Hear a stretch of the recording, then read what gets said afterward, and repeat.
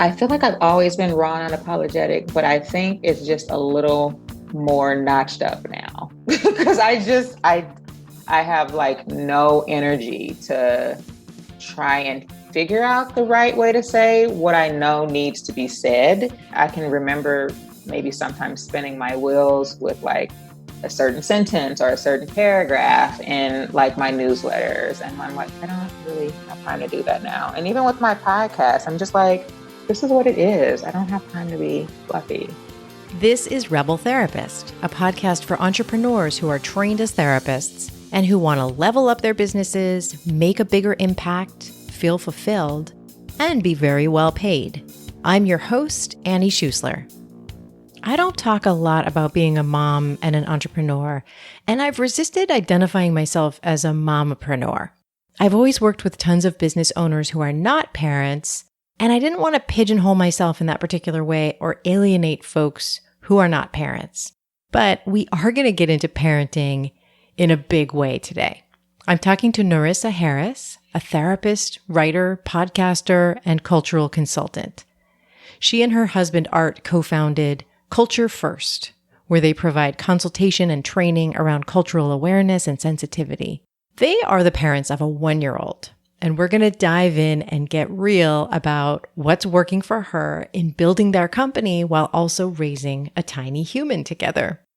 I've had my own experiences with parenting and running my company lately. As we're recording this in April, we are sheltering in place. I'm spending more time with my kids, and even when I'm not the one spending time with them, they're here. This is reminding me of times when my kids were younger and when they needed me more. And it was harder to get work done. I remember this particular moment with my youngest.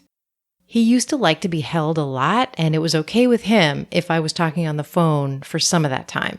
And then there was this one day, and it was no longer okay.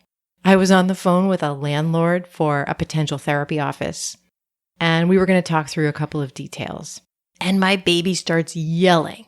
Not distressed, just yelling into the phone like, I want to be part of this conversation. I want to join in. I don't know how to talk, but I'm going to do it anyway. And there was nothing I could do but excuse myself and end the call. And that was the last time I could talk on the phone while holding my baby. He was just not having it. All right, let's get into it with Narissa. Welcome, Narissa. I am so excited to talk to you again. I'm so excited to be here, Annie. I really am. I love your podcast. Oh, thank you. Yes. So we are going to talk about the huge question of how do you build your company while raising a human? Yes. Yes. And so we're going to get into, what company you've got and you're building and what movement you are contributing to. And first, I want to get into your parenthood journey. So can you tell us, did you always want to be a parent? Yes. So I always wanted to be a mommy. And so, I took my time with starting this journey to be a mom. Because I had to get licensed, and then me and my husband got married, and I wanted to be really intentional about us just enjoying marriage first. Even though we were together like 5 years before we got married, I still wanted us to enjoy marriage and have like a couple of anniversaries. And then I was in the midst of getting licensed and then quitting my job and starting private practice. And so I waited a little bit before like starting to actually try to have a baby. And it wasn't this pretty fluffy thing that everybody made it. And so I always like to say when I talk about my daughter, because she is such a little blessing and a joy, that I know for me talking about her can, even though it's like a blessing for me, it can really be like painful for someone else to hear who's on their journey to become a parent. And I say that because I truly, truly understand. So me and my husband started trying to get pregnant in 2015. And I didn't actually have a physical in my hands baby until March of 2019. And so it was rough. Like, I mean, I can go into all the roughness if you want me to, because there's a blessing in the end. And I think it can encourage people who are listening.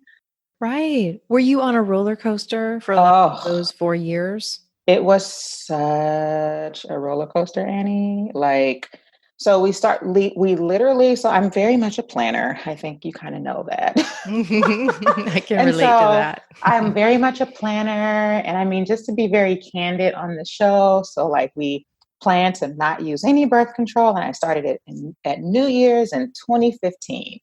And by December 2015, I still wasn't pregnant, but I found out at the very end of 2015 that I was pregnant.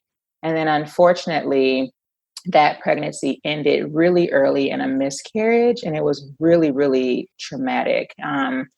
And for those people listening that may have experienced this or don't know much about it, there's several different forms of miscarriage, and I've had them all. So there's like the actual miscarriage where you literally are losing the baby, which was my first one. And then there's one where like the baby just doesn't progress. And that was my other two. So I had two miscarriages in 2016. And then I had a surgery. Black women, I'm Black, obviously, right? But Black women are, I believe, it's 2 times more likely to have a miscarriage than any other race of women. And there's no reason or understanding as to why. Income doesn't matter, stress doesn't matter. And so the little research I found maybe hinted to possibly like the racial stress that we hold within ourselves. So there was no answer from any of the doctors. No one really knew. The only thing that they thought was maybe because she has fibroids. So I had a surgery to remove my fibroids in 2017, and then in 2017, you had to wait to try to get pregnant. The week of our anniversary, me and my husband had miscarriage number 3 of our 5th-year anniversary. And so it was a trying time. But I'm very thankful to God because there were little glimmers of hope. My OBGYN is African American. I've seen her for like years. And then the specialist, I believe she was of Latina descent. And so they just gave me hope. I went to some doctors who really kind of looked at me as just a patient. There was no compassion. I remember kind of crying in the office. My husband was there. We were talking about fertility treatments, and the doctor like put a camera to my face and was like, well, let's take a picture in case we have to, mark like your specimens, like if you have your eggs and for the IVF treatment. It was just really bizarre that no one could empathize with me. But I got a really good specialist. And she just gave me hope, and she kept saying, it doesn't matter about the numbers. And so I got pregnant. And it's so funny because I got pregnant in June of 2018. And I remember being in this place of like literally giving up. Like I just was like, I don't I can't do this anymore. And my husband, bless his heart, he's very polar opposite of me. He's very like he can be very positive, he's very calm. And he kind of was like, I believe we're gonna have a baby. Like we're still young, we're not like old, we are of childbearing age. And I got pregnant, and I just kind of held my breath literally almost the whole 9 months. I had to take Lovenox shots in my belly every single day because it's a blood thinner. And so the thought that the specialist had was that I kept having miscarriages because something was happening with the blood clotting. Because she got rid of the fibroids, which were sucking the blood from the first 2 babies. And then with the third one, she just scratched her. She just didn't know. And so the hunch, it really was a guess, but I trusted her guess because she's really a great doctor. Like she came out here from Colorado. Like fertility is her thing. And so I had to take Lovenox shots every single day. Wow. Did your husband help you with that, or did you do it Yeah. Oh yourself? no, definitely afraid of Oof. shots. Yeah. So that's why I'm like, this is such a testament. Like God was testing me with everything. So I'm really afraid of shots. So from 5 weeks of pregnancy until 39 weeks, I did the shot every day. And there was this fear of like, well, it's a blood thinner. So what if I have to have a C-section? When do I stop taking this because I need my blood to clot? It was just a road, Annie. And I think I think that the one beautiful thing is I'm part of Black psychology. And there was this guy, he was a drummer. I don't know his name. We don't know his name to this day. We've never seen him again. And my third miscarriage, when I was pregnant, we went to they were doing like a little project. And it was the first one. And you kind of open it up at the end if anyone has anything they want to say. And I remember him saying, someone in here is a mother and expecting. And it freaked me out because we didn't know anyone there. And I just was creeped out by him from then on. My husband really was drawn to him because he felt like he was in touch with like our ancestors. And so the Black Psychology conference ended in June of 2018. So remember, I started this program with a pregnancy that I lost, and I ended it with being pregnant and not even knowing I was pregnant.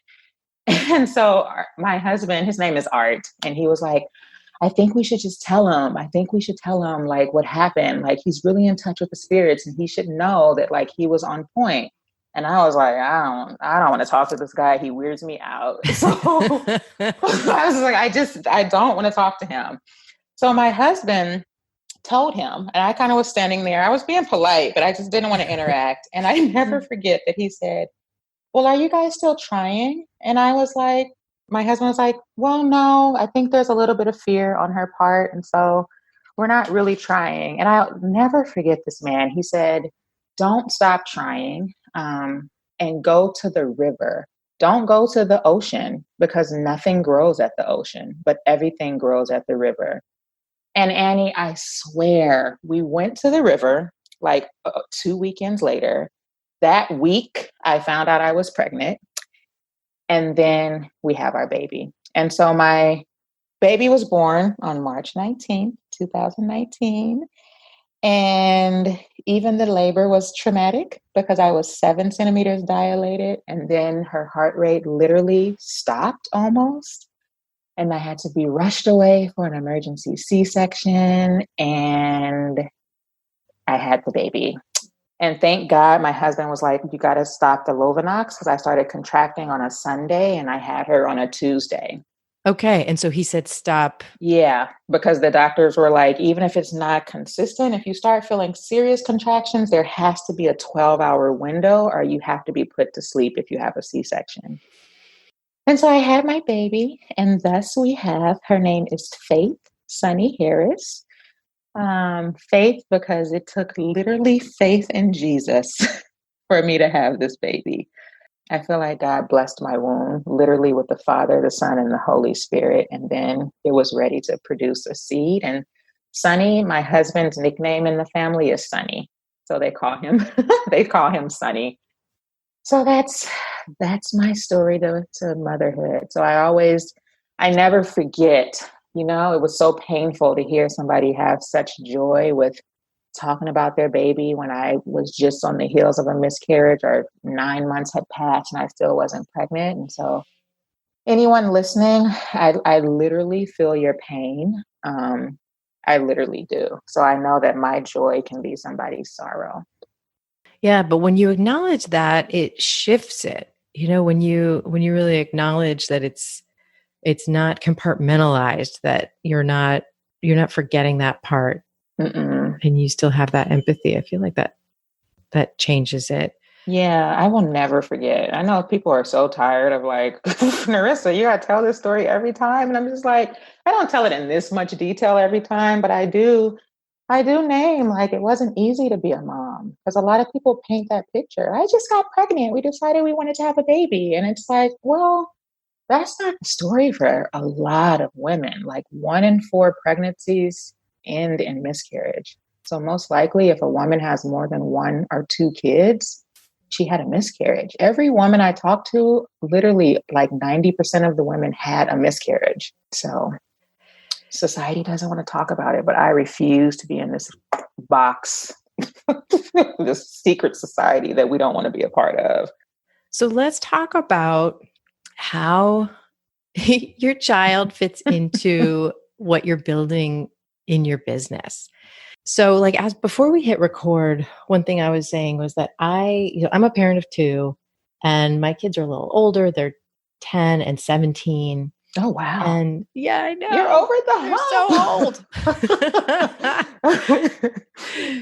But, what I don't enjoy is when I hear people talking about like work-life balance in this really kind of glossy, filtered way and pretend that they have it all figured out. Right.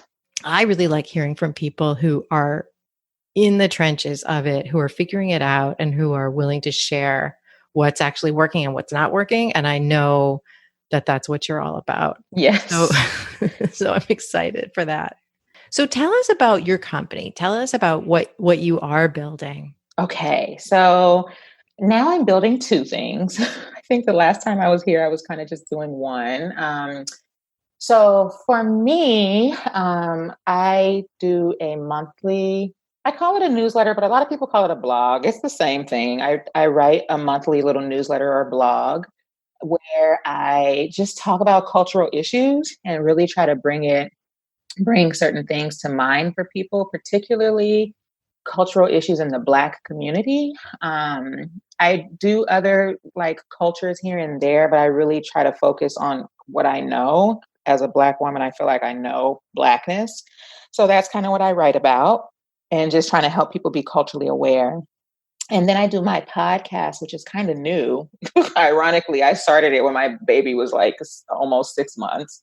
And I do that every week. And so that's kind of me off on my own, so to speak. And I've merged other parts of what I was building when I was on last with like trainings and cultural consultation and therapy with my husband, who's also a therapist.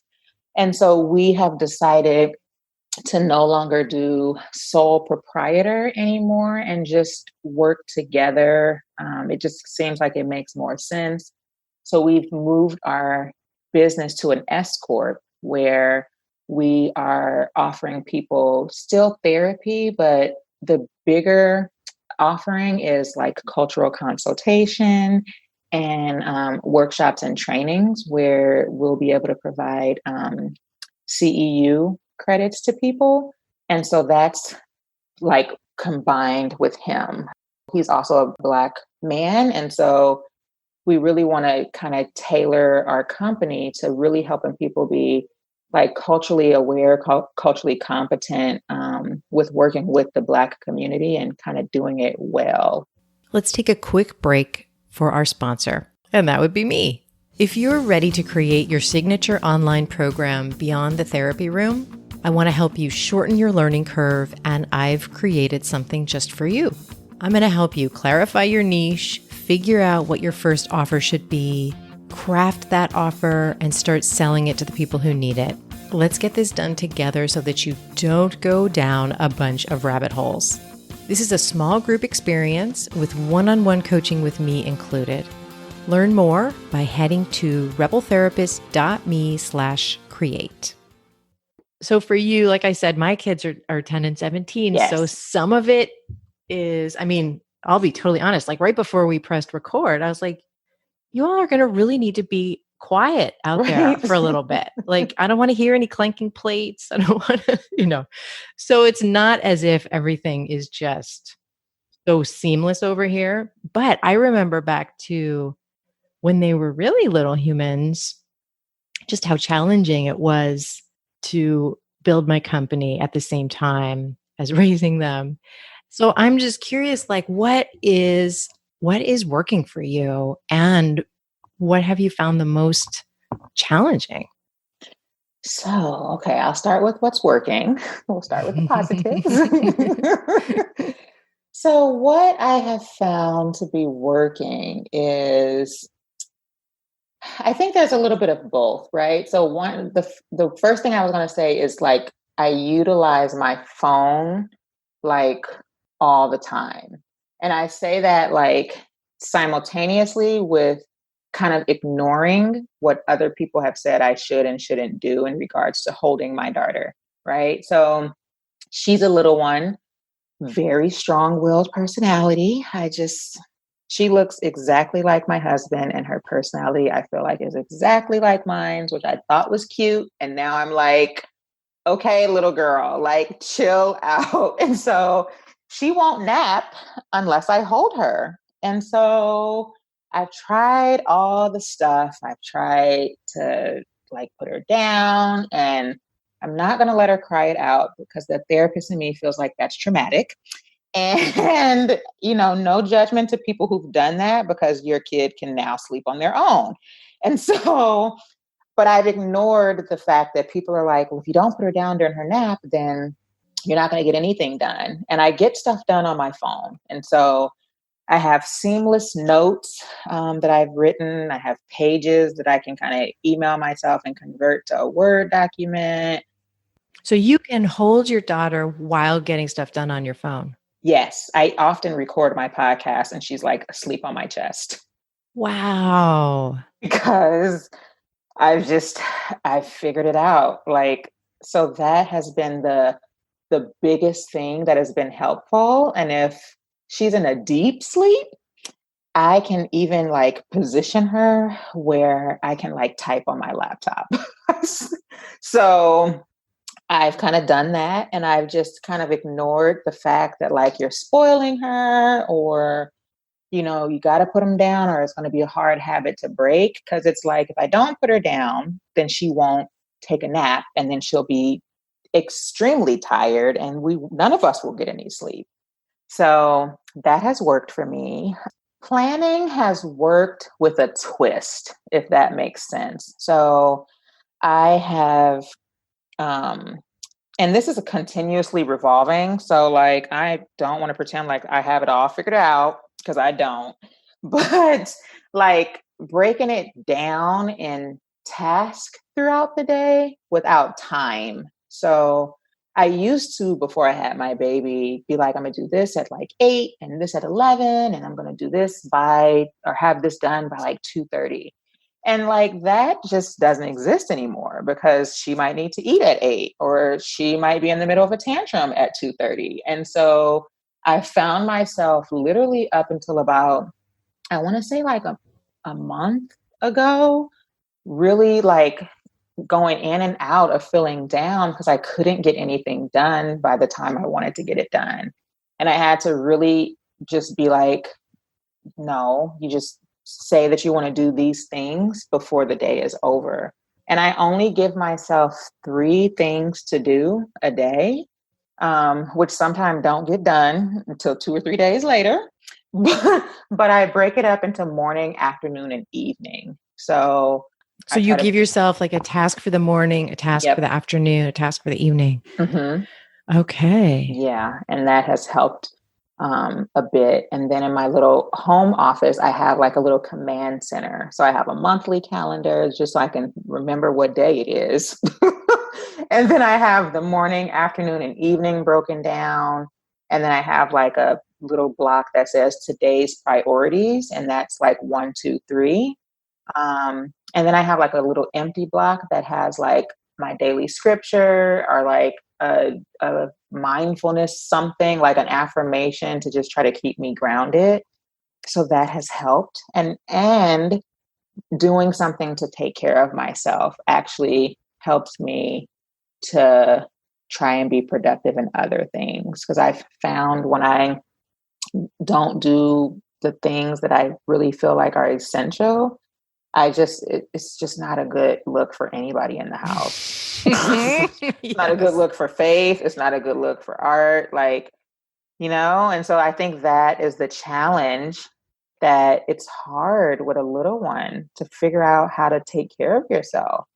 So that's been a challenge. Absolutely. And you said something a couple minutes ago about like ignoring what other people are saying you should do. And I feel like that is so key. I feel like that is still key with the kids that I've got at this age, but it was even more key. I'm remembering in this conversation, like when my kids were really little, that there are just these kind of camps of the different ways that you're supposed to parent. And if you're not falling completely into one of the camps, you can feel kind of like you're being judged or you're out there on Yes. your Oh own. my God, so true. And like, uh, sometimes I just knew, all right, what people are telling me I should do is not what I should do. Mm-hmm.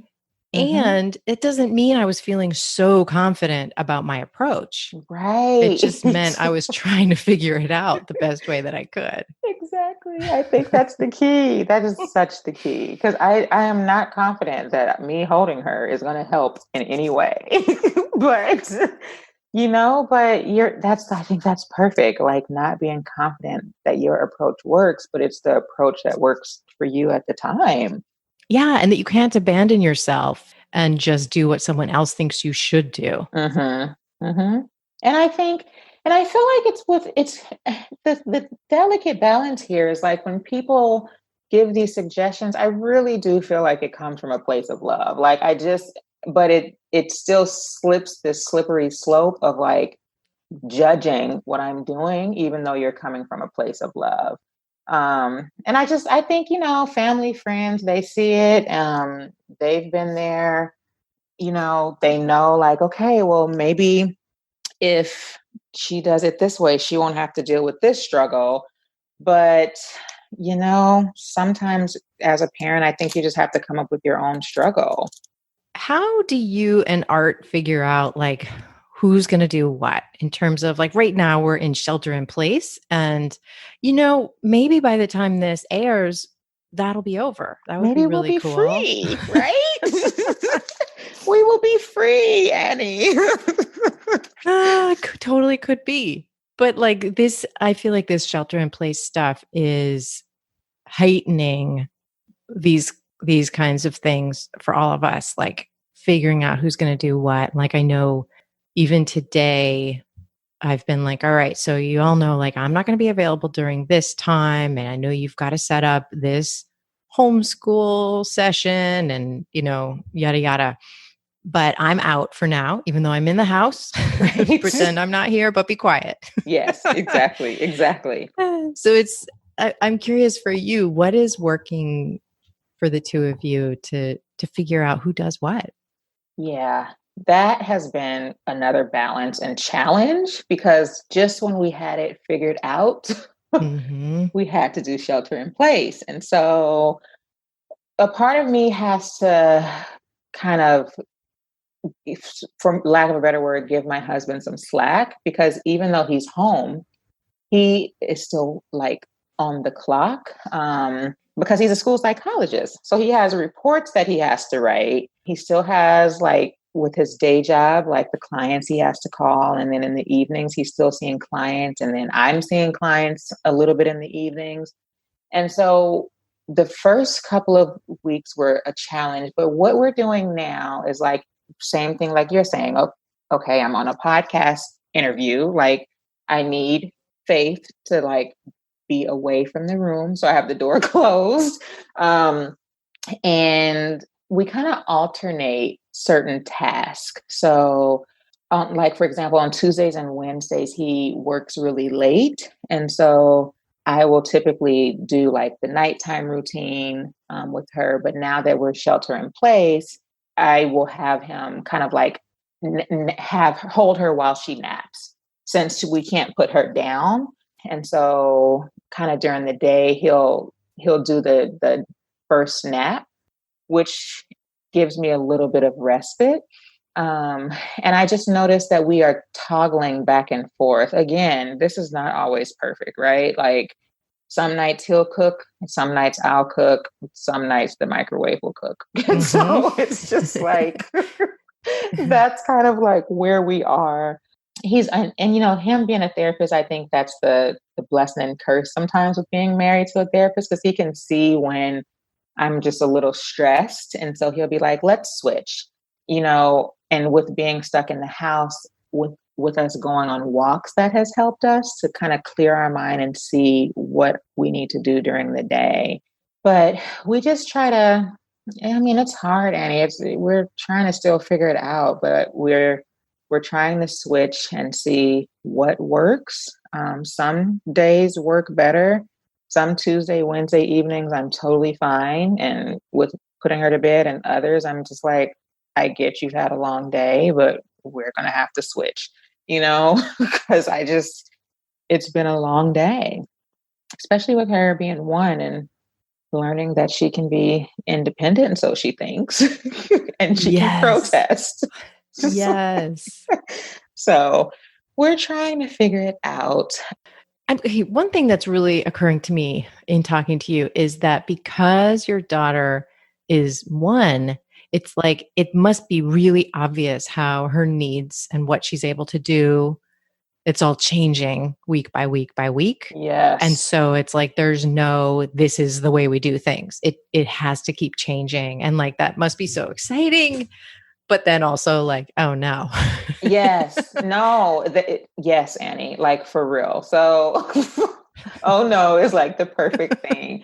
And I think sometimes the struggle that I have is like feeling some frustration and then feeling guilty of that frustration because of my journey to parenthood and because of the fact that like God actually blessed me to have this baby. So, like, how dare you have an attitude because you can't like do what you need to do, right? And so there is this balance because even stuff down to like a shower, you know, she was at a stage where, you know, progressively she was able to sit like in her little thing. And then when she was able to sit up and crawl around, she could just kind of do that.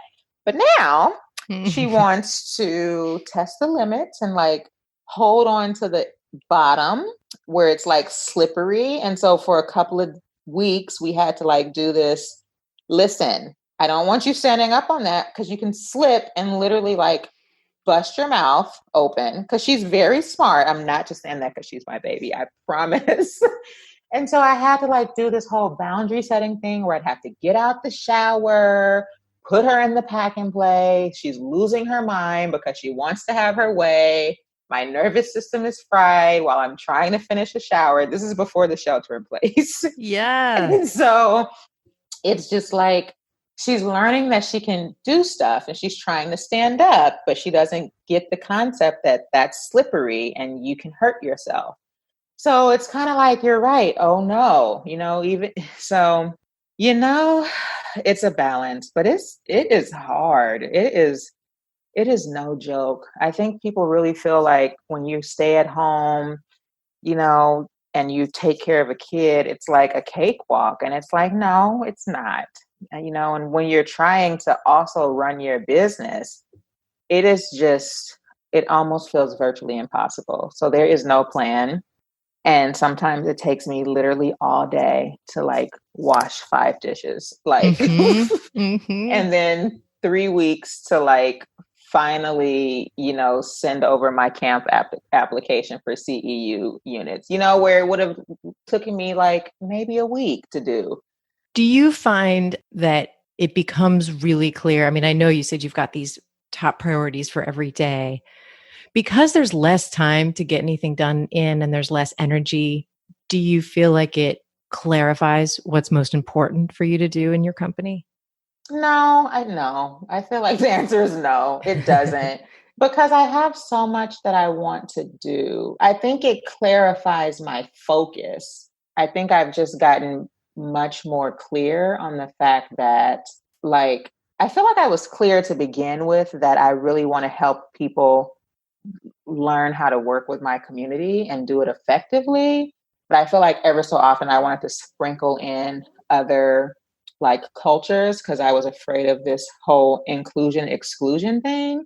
But I feel like now, if there was a part of me that said yes, it's kind of like, no, I want to help people work with Black people And I want Black people that are working with Black people to feel validated, And so that I feel like has clarified the focus, where I'm like, I don't have time to try and include other cultures. And it's not me being rude, but it's just, I don't have time to do the research because I'm not going to pretend like I'm a part of a culture and I understand the culture when I'm not. And so that requires research and sensitivity and making sure that you're representing things well. And I don't have time to do that.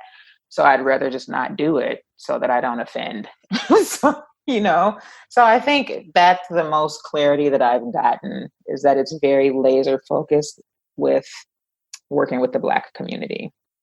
That's huge. Yeah. That seems like it is a really huge like clarity of focus and of like you giving yourself also credit for like something that maybe comes easily for you. That doesn't mean that you don't get to completely focus on it and get paid well for it. Right. Exactly. And I think the other piece of clarity is, I don't even know if it's clarity. I think it's more like, this is what it is. I feel like I've always been raw and unapologetic, but I think it's just a little more notched up now because I have like no energy to try and figure out the right way to say what I know needs to be said.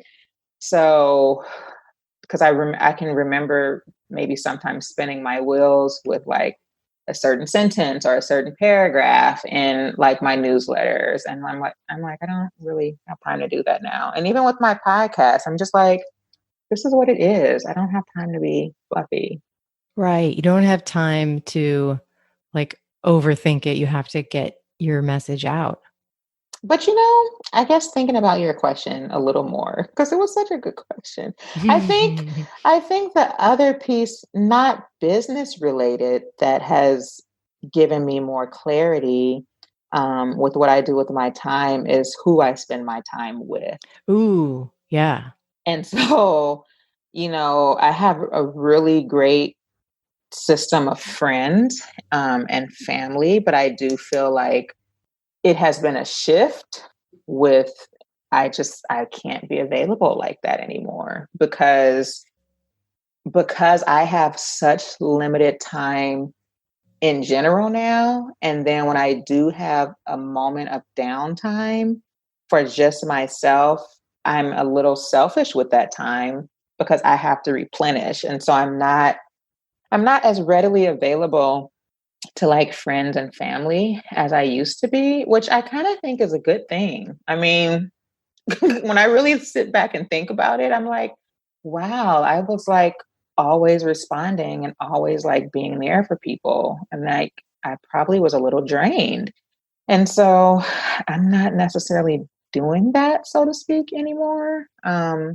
Which has been hard for some people. But again, I have really good friends and family. And so after getting over the hump of the difficulty and the shift in like how Narissa is presenting, I think has been good for everybody. So, what are you and Art excited about that's coming up? So I'm very, very excited about becoming a CEU provider. I know that they're like a little backed up because of this COVID-19 thing, but I submitted my application, and so I got like a response back and things look well. And so it's just in the process of getting approved. I will offer the training that you came to. I'm going to offer that, but there'll be CEU units available. And so depending, most likely it will be available online since we got a social distance. But I'm very, very excited about that. And we're just excited to kind of be offering consultation to people because we really are trying to help people, especially non-Black people, on how to work effectively with Black people without re-injuring old racial wounds, And so offering that consultation to people through our business is like very, very exciting. So I think those are the two things, is the training that's coming up and the consultation. Okay, well, I am so excited to share that. And I'm so excited that you're doing that. I am excited too. I know it's very, very exciting. Well, thank you so much, Narissa. This has been such a great conversation. Thank you, Annie. To check out the trainings and consultation at Culture First, go to culturefirst.org, and that's with the number 1 in first. To learn more about Narissa Harris, go to bloomintoyourbestself.com. You can find her on Instagram at bloomintoyourbestself. I want to thank Cosmo Palms for editing this podcast and Brianne Rising for taking great care of our guest. I want to thank you so much for listening. If you found this episode supportive, please copy the link and share it with a friend who could use the support too. Your personal recommendation is absolutely the best way for us to reach more therapists and healers. I will see you next time. Thank you. I know this was so funny how it happened that you were like, can you tell me about a podcast? I was like, let's make one.